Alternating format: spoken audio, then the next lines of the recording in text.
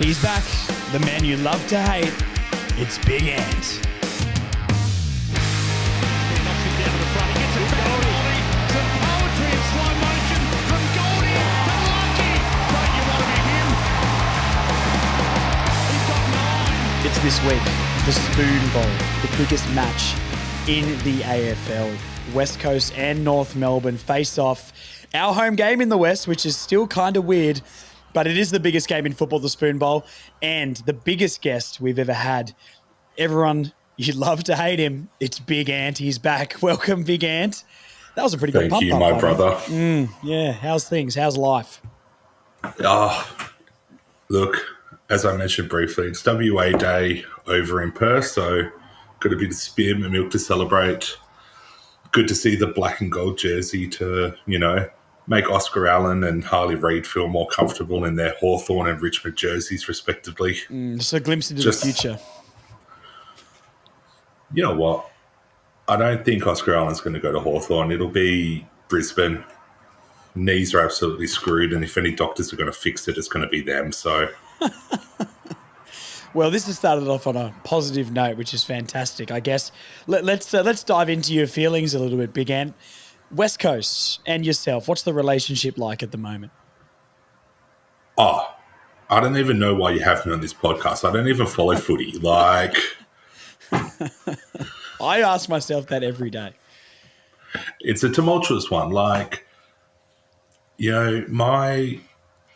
My family, before they did a stint on the East Coast, were all Fremantle based. South Fremantle is the family waffle team. My cousin played for the inaugural Fremantle team. On paper, I should be a Fremantle supporter. I want to make that jump so badly, but I just can't. You can't. It's too far gone now to. Yeah. That's where I'm at. Well, wow. Like I said to you a few years ago, West Coast do need to start with your memberships, a reversible West Coast and Fremantle jersey. I think you fold it inside out and it turns into a Fremantle jersey. I think it would be a fantastic, and you could charge, $150 for that at the shops. I think they'd fly off the shelf. But that's how things are looking over at West Coast right now. Well, at least there's a little bit more excitement in the West Coast game than a Fremantle game. You can tell from the very beginning what way it's going to go, but at least West Coast getting within a goal of Geelong, it loves to give you that little bit of hope before just completely breaking you down. That is true. And this is an exciting podcast for me because it's one of the only times I've got a guest on who my team is better than, which is very weird. So I need to try and take advantage of that and can feel like, is this what Collingwood fans feel like all the time? This is awesome. And this is such a freeing experience. So you should be able to sleep comfortably tonight knowing that you've given me that experience today on the podcast. Look, we have this, it's a passionate discussion, but we have it all the time. I feel like our top 5 players are better than your top 5 players. Ooh. It's just the next 17 after that. I don't know if I'd agree with that, Big Ed. Give me your top 5. Duggan, Cripps, Kelly. Unfortunately, I hate that man. I hate that man so much.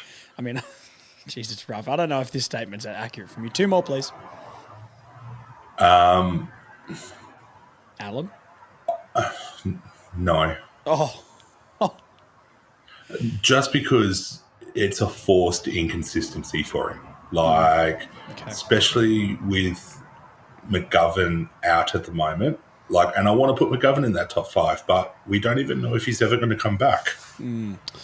Well, I love your passion, and I don't want to besmirch you too much on this podcast. Obviously, it's a safe space, especially for you being such a repeat guest. But I would like to bet that maybe like a Shees, a Lucky, an LDU might be pushing or eclipsing that maybe your top 3. I feel like if you're putting Kelly in your top 3 and we've got Lucky, LDU, and Harry Sheasel. I feel confident. Paul Curtis, throw that in there. Zerha's up there in the Coleman this year. So, I don't know, man. Zerha, Paul Curtis, Lucky, I'm willing to accept those 3.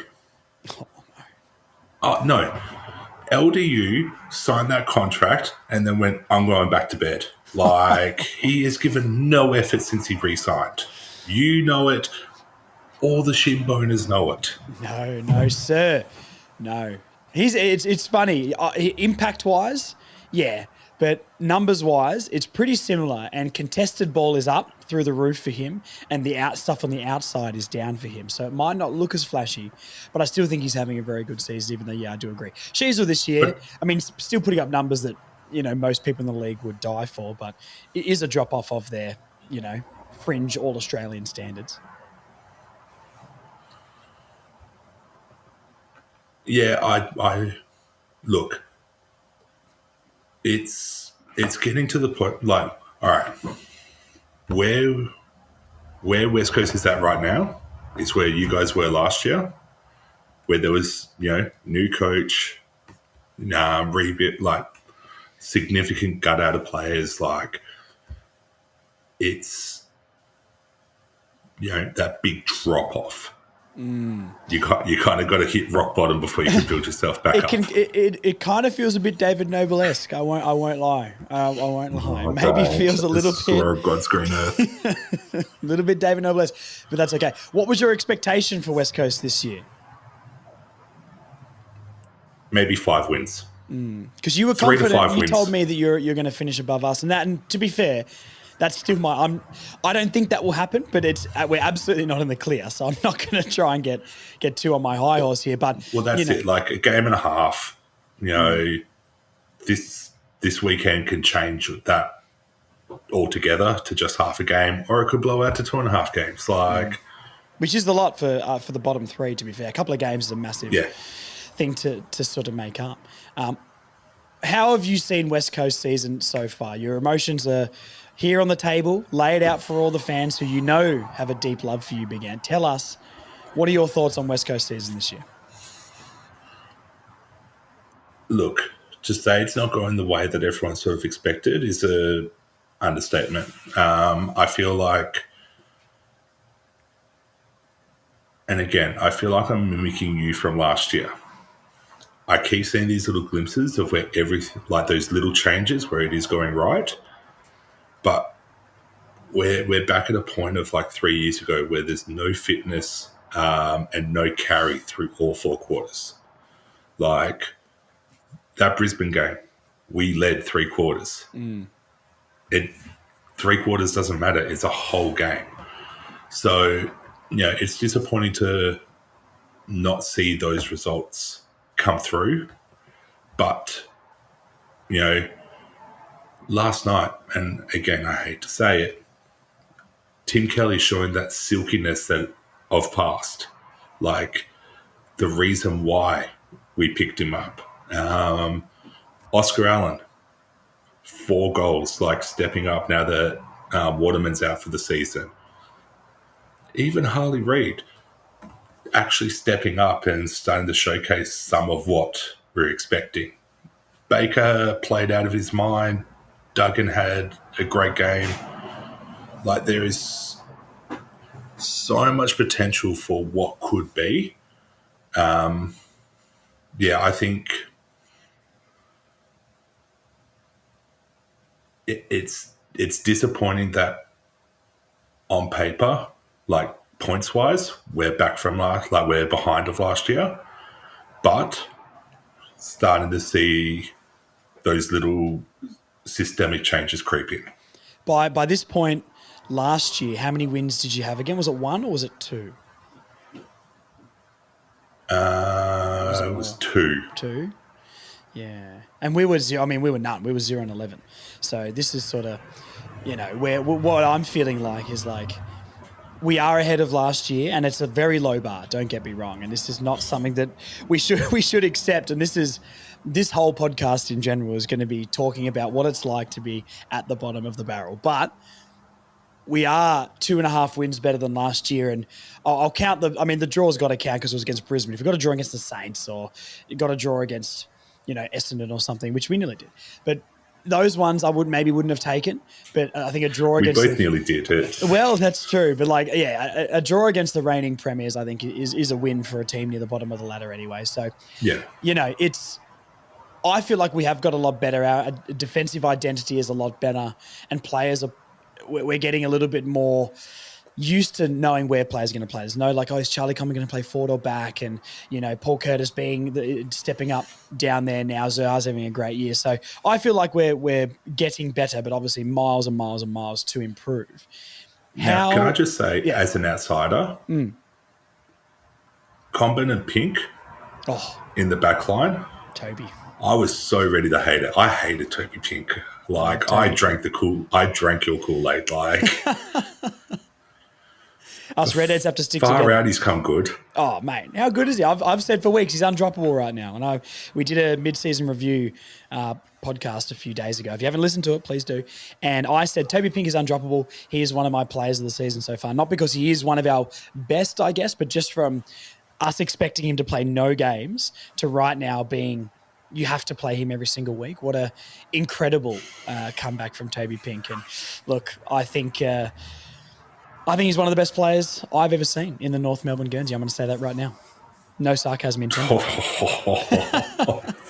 I love him. I do. Look, he's not one of the best players to see, but I really, really like him. So look, if you want to offer us Oscar Allen for Toby Pink at the end of the year, that might be something we would listen to. Oh, I'm sorry. I just choked a bit there. You'll be drinking strawberry milk because it's pink after this. Get rid of your spearmint milk. You'll be drinking the pink milk. You know what? At this point, actually, hold on. What was the trade that Harley Reid for first round and Dersma? Oh, yeah. It was a 4-team deal. Don't try and get me to remember this one. There was Willie Rioli was part of that too, and the number one to the Giants for Caddy or something like that. There was lots of things going on. That's Horn Francis. Is this a different one? No, that's because we lost. No, I was saying Harley Reid for first round and Zerha. Harley Reid for first round Zerha. No, you can piss that right off, mate. First round of Pink for Harley Reid. First round in Pink. You can have our second rounder. We don't even have our first rounder, to be fair. That's at Richmond. Oh, no, that's right. Richmond's trying to do the two first rounds for Harley Reid. We'll give you 2 second rounders, our second round and Richmond's second round. And we can give you, maybe not We'll give you Callum Dawson. How about Callum Dawson? Oh, come on, man. Don't make me beat up a West Coast player. Unreal. All right. Tell me something West Coast is doing good this year. Tell me something that you've been impressed with. Is there anything you think you've got better in than last year? Probably the movement through the middle.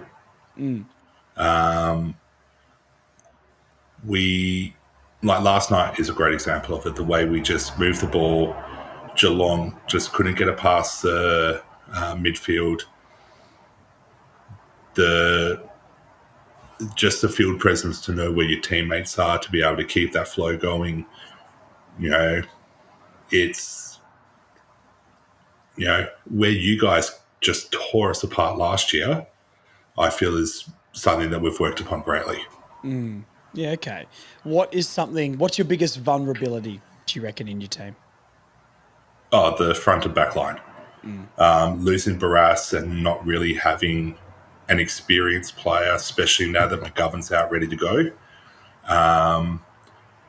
which then meant that Allen's now playing in the back line, which, we've just lost a 2-metre tall forward. Waterman's now out for the season, so... Oh, it's shambles down there, isn't it? Mate, every year, I swear. Oh, no.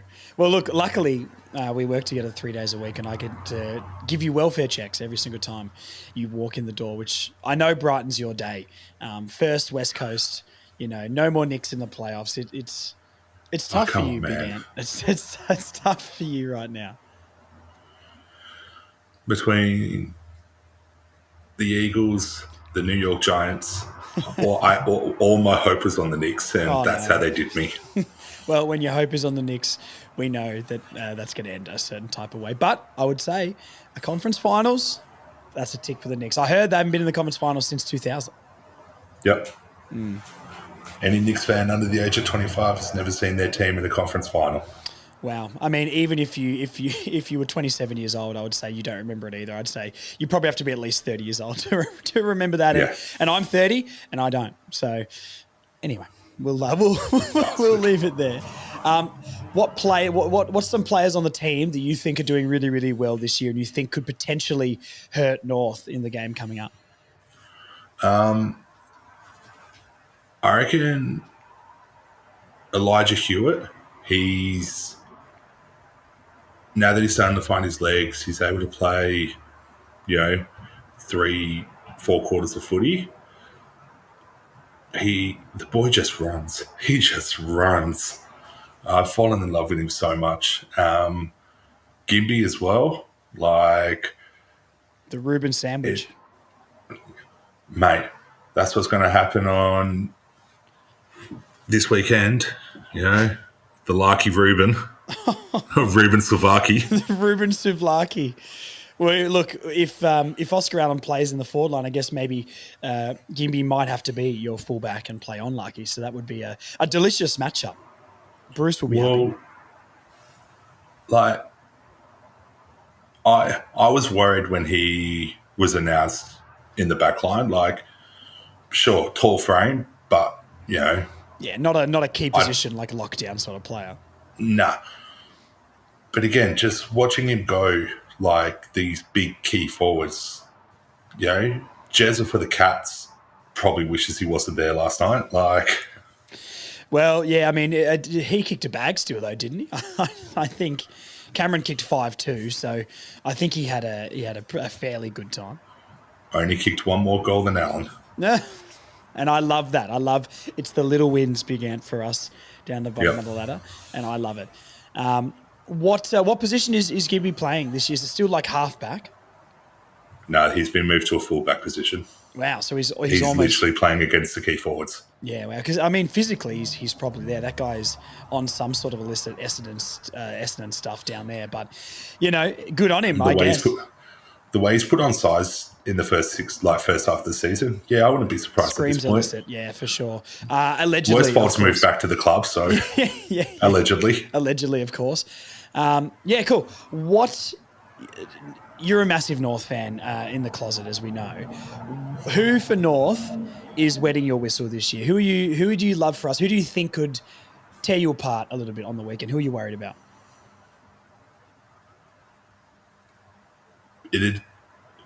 Pink, definitely. Just because he might be able to stick on Allen enough, or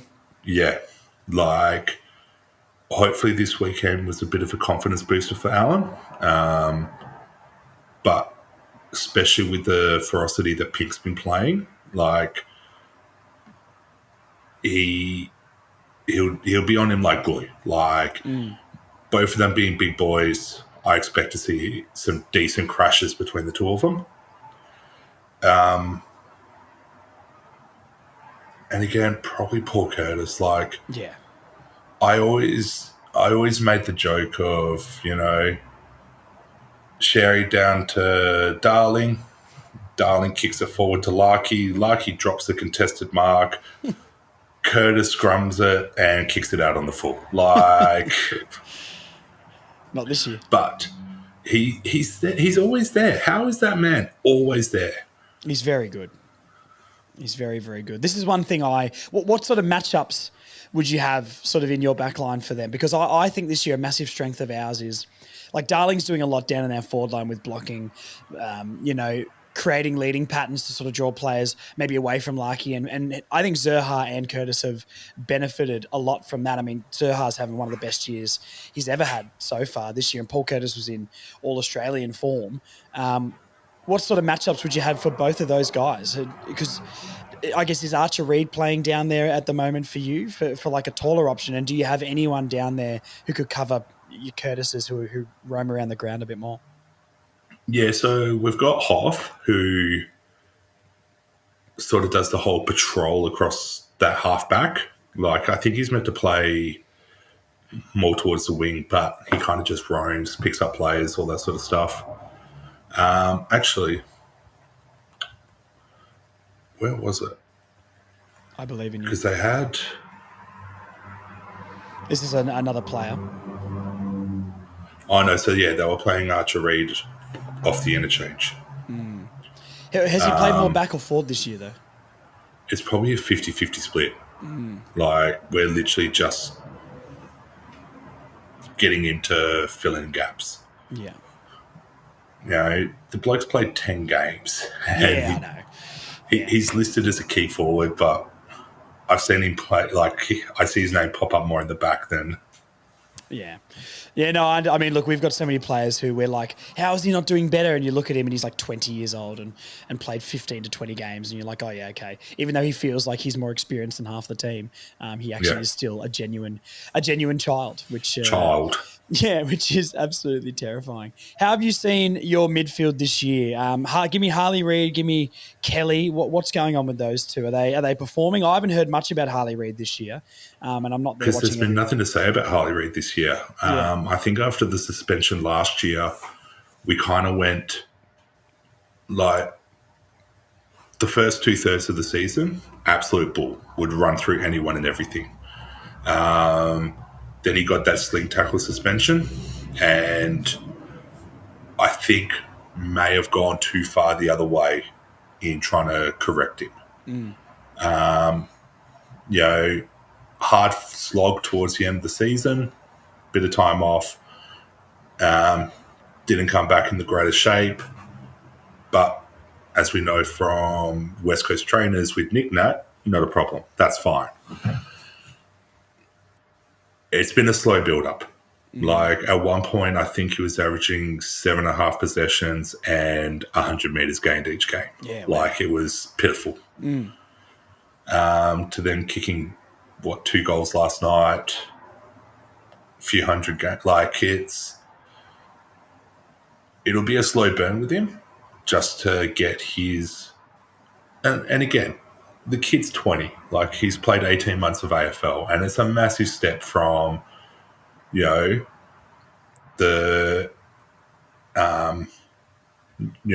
state leagues up into the big game. It's messed up. So the expectation of him, this is what I feel like we should have been seeing from the start, and then build it up again instead of just letting him loose. And just your thoughts. Do you think he stays beyond this year, or do you think what would you do in this situation? I honestly don't know anymore.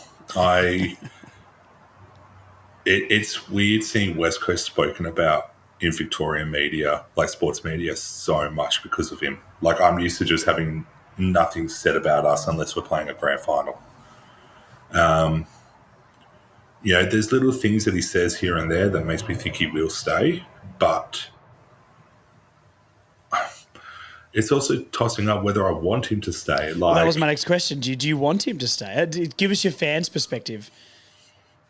And again, all passion, no logical thinking. After last night, yeah, I kind of do. Before, like, up until 7 o'clock yesterday, no, I did not. No, absolutely not. That's fair. What about Kelly? What about Kelly then? Has he done anything more this year than what he's been doing? I'm trying to think. A lot of the previews I do on the show, we always end up talking about the midfield battle because, I think a backline maybe personnel wise isn't a strength for us, but the system we've reduced teams to about 75 points, maybe about 80 odd points now after the Collingwood loss. But we've held them a lot more. We were averaging about 120 points against in the first 5-6 weeks of the season, and then we've got that back down to sort of 80 and under now, which is a massive, genuinely, even I'm still thinking about it, like a gargantuan improvement.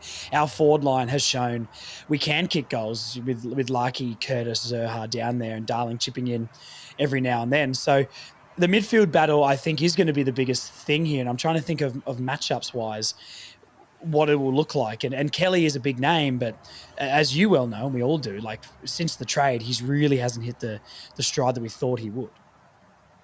I think, and especially with Baker now on the team, Baker is a phenomenal mid, but he plays off those bigger players. And having someone like Kelly who can draw a player to open up Baker, like we saw it last night, it was smooth as butter. Just actually excited to watch West Coast football again. I think he's never going to be a player you build a team around, but I think to give having better options there for him has opened him up a bit more. Yeah, for sure. I mean, that's the same as a lot of our team as well. I mean, we're building a bit of a midfield now that's got a lot of decent names there. Do I think they're underperforming maybe to expectation? Maybe slightly, but we still get the job done, decently enough. We win a lot of clearance. It's just not the most effective clearance in the world. So Honestly, I'm excited for... We'll find out when the team's announced. Hopefully, Bailey Williams breaks his ankle at training, and Matt Flynn plays against Sherry. Like, I hate Bailey Williams. I hate him so much. why do you hate him? Give us a one sentence rundown of that.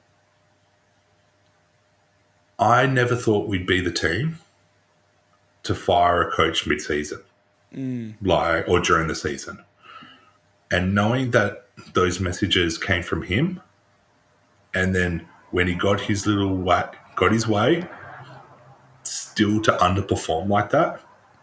Like, if you're going to usurp your coach, fine, whatever. I don't know the inner workings. But at least then apply yourself and act like you're, a lot of talk and not much walk. Exactly. And it's a punchable head. Have you looked at the bloke? Yeah. Who's going to win the game for you, Big Ant? If there's one player on West Coast who's going to be your match winner on a Sunday, I think it is, who's it going to be?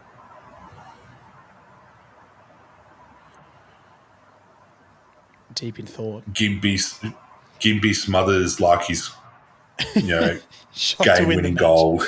Yeah. All right. My gut's telling me it's Big Bull Zerha. I think Curtis down there still needs to find a little bit of form, but I think he's been really, really good. And I reckon I'm actually excited to see Zerha and Reed just meet in the middle and just shirt front each other. Yeah. Yeah. No, just like from the opposite 50-meter lines, just run at each other. I'd happy to play GA and Misha for that. Yeah, that's probably better than the game itself, potentially. Yeah. So, like in the run it clips that everyone's putting up at the moment from that rugby sort of run it challenge that everyone's doing. I think a bloke died a few days ago, though, which isn't great. But anyway, all right, who's going to win at Big Ann and by how many points?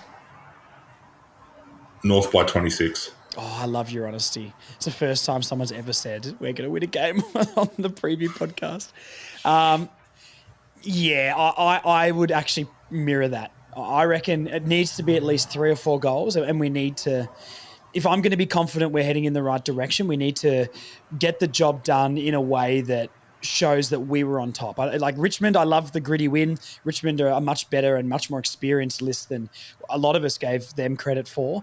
But I want to win more comfortably than that. I don't want it to be West Coast pumping the ball in for the fourth quarter and us just defending. So I would hope going to three-quarter anything time less than a goal. Oh, anything less than a goal isn't a win for you.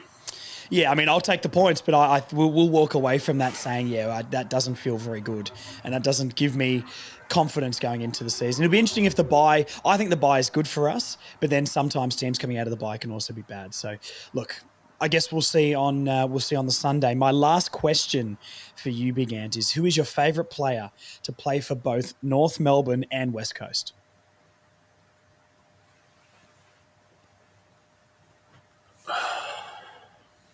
Can it be a player coach? Are you going to say Adam Simpson? Yeah, he won us a premiership. Like, that man is golden in my eyes.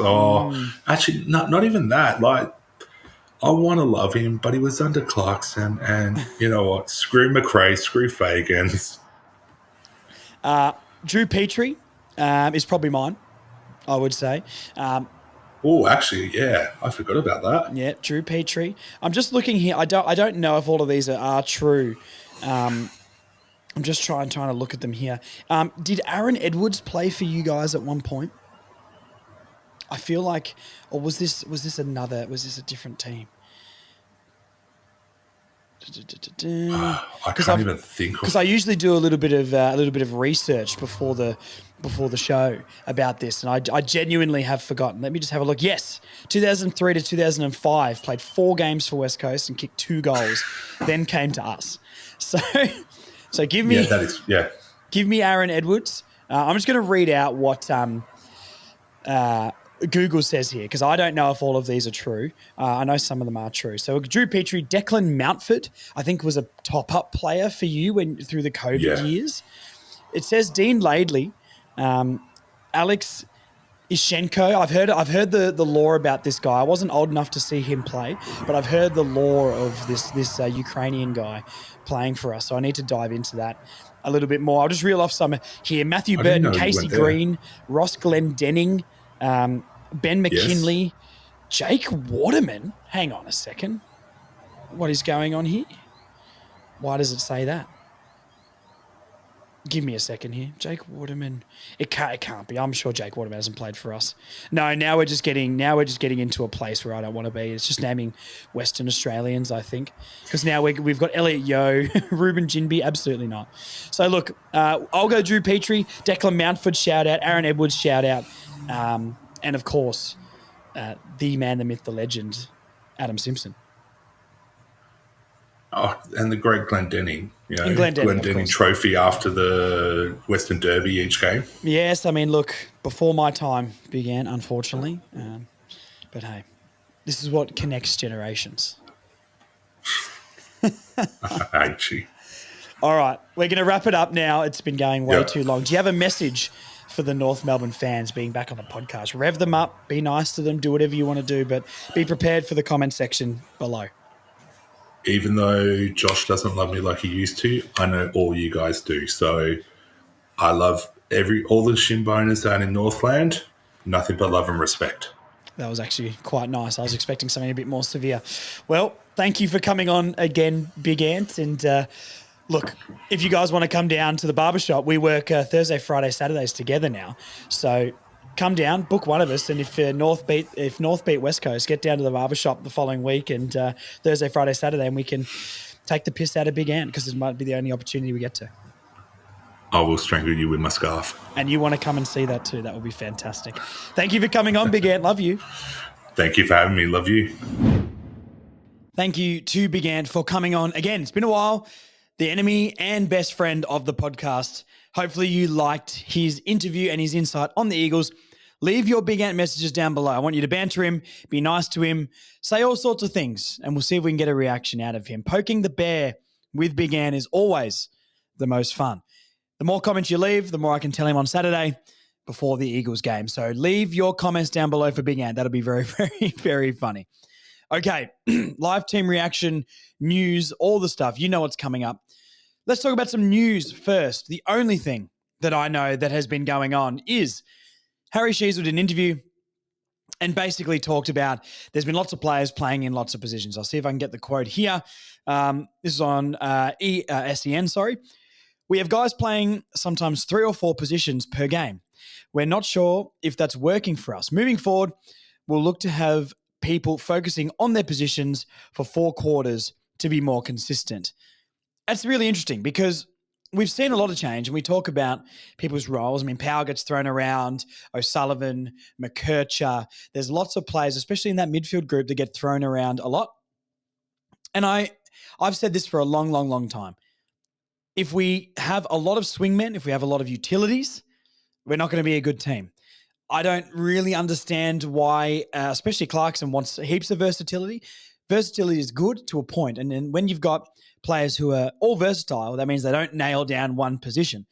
You can't be elite at 2 different positions. You can be elite at one position and then you can be good at another. And that's what I want our team to be. We need certain players that are going to play the same position every single week and become elite at that position. I understand Clarko moving the magnets around, and maybe that was a first half of the year thing. It'd be interesting to see the lineup when I look at it in a second to see if players are in different positions. I guess you can't take much from the announcement because they play in different positions when the teams line up on the day.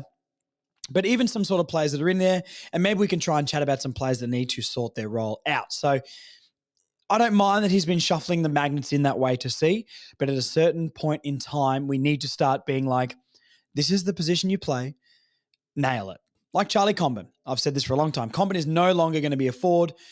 I wouldn't hate if there was like a 50-50 game, like in Brisbane, and we throw him forward just to see if he can do something, like the Blues do with Curnow throwing him back sometimes.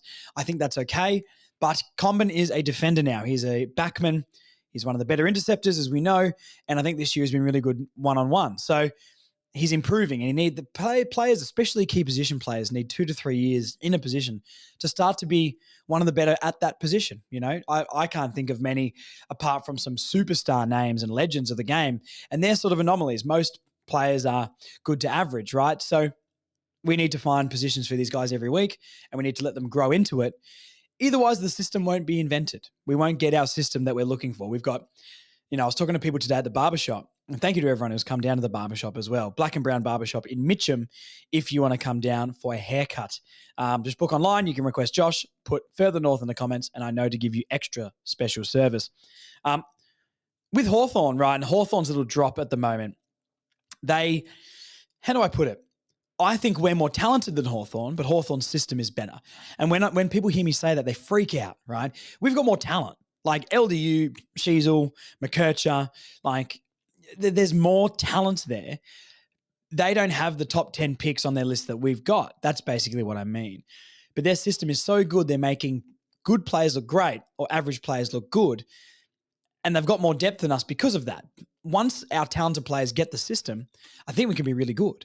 But unless you're playing players in one position to get the continuity for 2 or 3 years, in my opinion, you're not going to get the system down. It just doesn't work like that. So let's hope Harry Sheasel can go to Clark and be like, play me in the midfield. Let me get my form back. Don't just shuffle me around everywhere. Be like Charlie. Be like Chom. All right, let's look at the team lineups.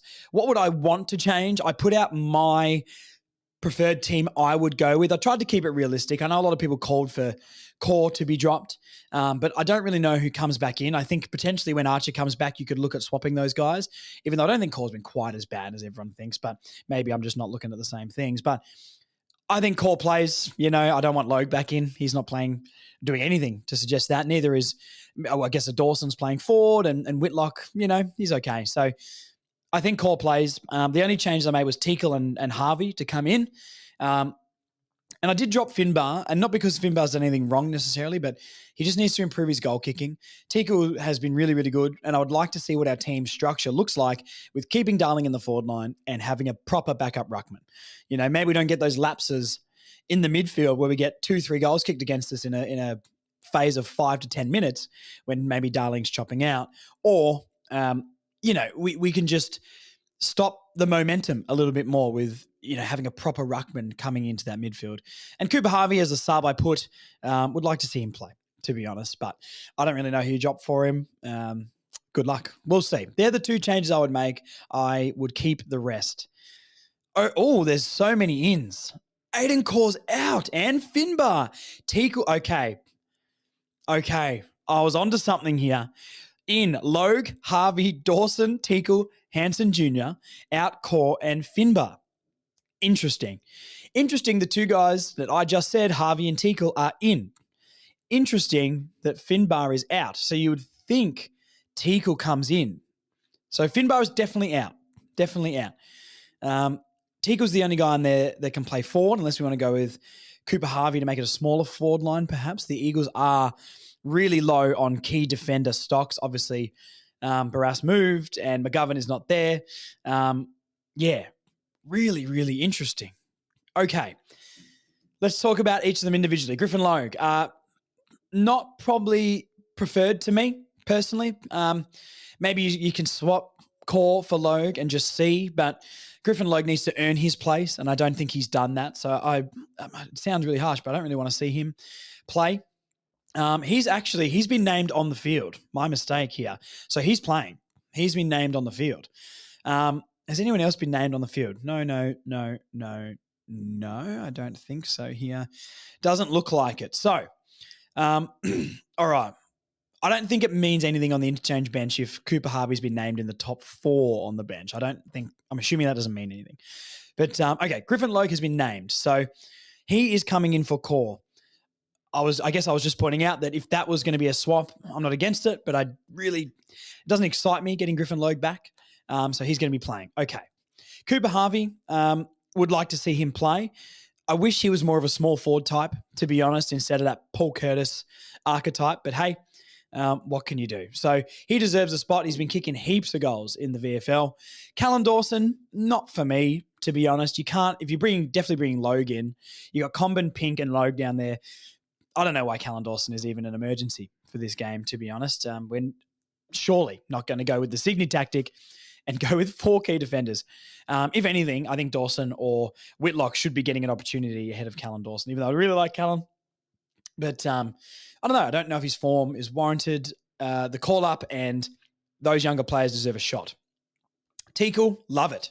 Love it. Feel sorry for Finbar. He was really, really exciting, but I think it's the right move for the ruck situation especially. And Teakle's form has been very good in the VFL. I would have said he was better than Finbar in the VFL when Finbar got called up. So hopefully we see Finbar back because he's super exciting, but the guy can't kick and he needs to go down to the VFL and start kicking straight, get a better set shot routine. I don't want to be nervous when one of our forwards is running up to goal. We never win games by a lot. We're either really close and need someone to score or we're really far down. So if we're going to be close in some games, I want someone who's a little bit more reliable. So I like the Teakle thing. And Robert Hanson Jr., wouldn't hate to see him maybe against an easier team like the Eagles. I think that could be a possibility, but I don't know who you bring out. I mean, maybe Constanti, but I don't think so. I think Constanti deserves his spot still. And wingers, I mean, Stevens is good. Powell, McKercher, O'Sullivan. I mean, you're not really taking any of those guys out, are you? Zach Fisher. Oh, yeah, Zach Fisher played. Will Fisher play? Maybe Fisher's someone you could take out. But other than that, I don't really want too many changes. Obviously, it's an extended squad.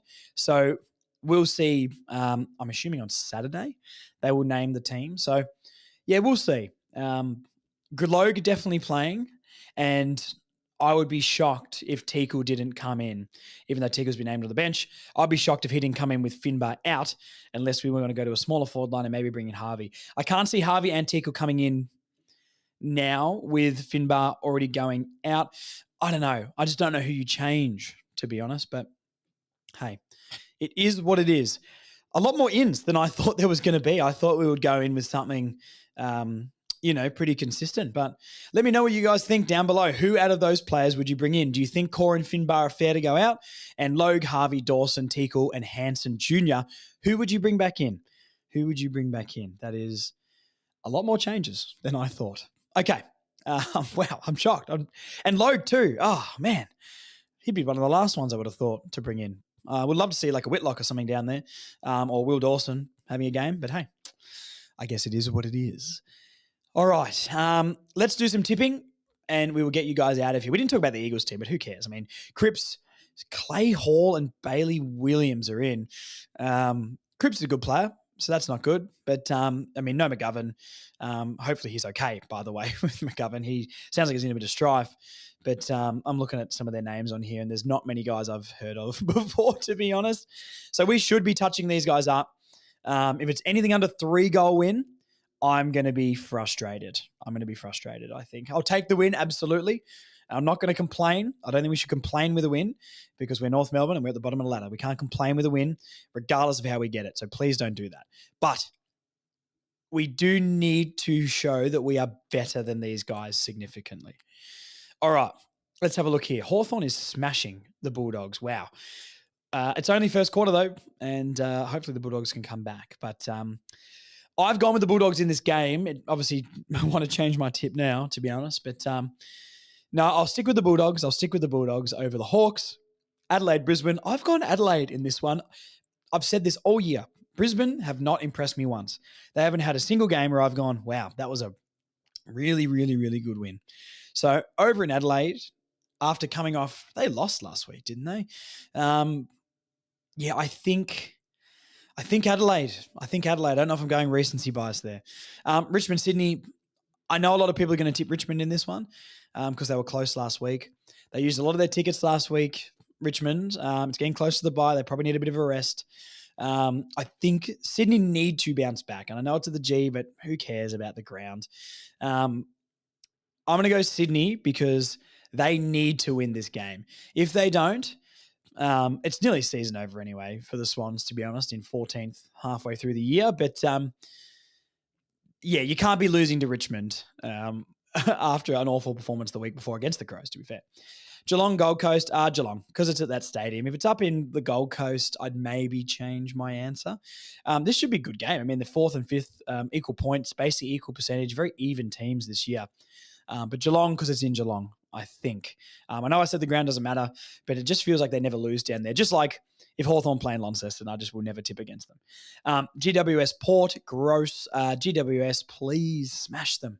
I hate Port Adelaide. It's nice to see them down near us on the ladder. If we beat Richmond as well, if we beat the Eagles and Richmond lose, we go clear of Richmond too, and then we're chasing Port, Sydney and Carlton, all on the same amount of points. So good move. West Coast North, we've already talked about that. Carlton Essendon, I mean, once again, Carlton have to get it done. If their season is going to be anything, and it's getting a little bit too late, they need to start doing something soon. But I'll go Carlton because Essendon have no backline still, even though they were admirable against whoever they played, Essendon, the week before. Oh, that was the Lions. They didn't lose. You're right. It was against the Lions, but they were admirable.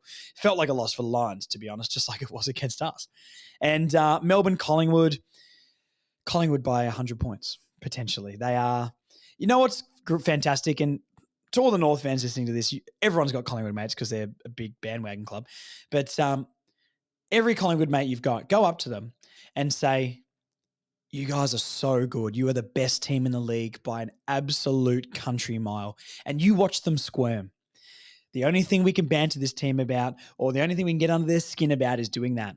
And then I say, just give them the premiership right now. Honestly, you're so far and away. If you lose the premiership from here, what an absolute shocker season. And their skin crawls. It is very funny. So please, if you do that to a Collingwood friend, let me know how it goes because it's bloody funny. All right, let's get you guys out of here. That's enough. Thank you for listening once again. We'll be back. I'm going away for the long weekend, so the podcast may be out late Monday, early Tuesday for this week. But thank you for tuning in every single week. Please subscribe on YouTube if you are listening. Leave a comment, like the video. It helps me a lot. If you're listening on Apple, if you can give me a 5-star review and leave a comment, that would actually be awesome. I don't check them enough, but I'll start checking them and we'll read the comments out. 5-star reviews on Spotify as well help me so much to get me up in the algorithm. It's something free you guys can do to help the podcast. Watching the videos on YouTube helps me as well because the more views, the bigger it grows and more people listen, which is fantastic. So socials, Instagram, TikTok, Facebook, they're all going off. Thank you so much. If you haven't listened to the Cooper Trembath interview as well, I interviewed the young fella last week. So please go and give that a listen. Awesome guy, awesome chat. And a few people commented saying it's great to hear from guys like this before the media training kicks in. Super candid chat, like a couple of mates catching up at the pub. So if you haven't listened to that, please do. And let me know what you think because I like doing those sort of things. All right, guys, go North. We have to win this week. If we don't win, all the good work I think we've been doing this season is written off. We have to be being Richmond's and West Coast. Other than that, I can understand the rest because we need to prove we're better than them. But West Coast and Richmond, they need to be wins every single time we play them for the next 10 years, to be fair. Okay, send your messages to Big Ant. Talk to you guys early next week for the review podcast. I think Rashaan or Admin 3 from Close to a Flag will be on, so we'll chat to you then. See you guys.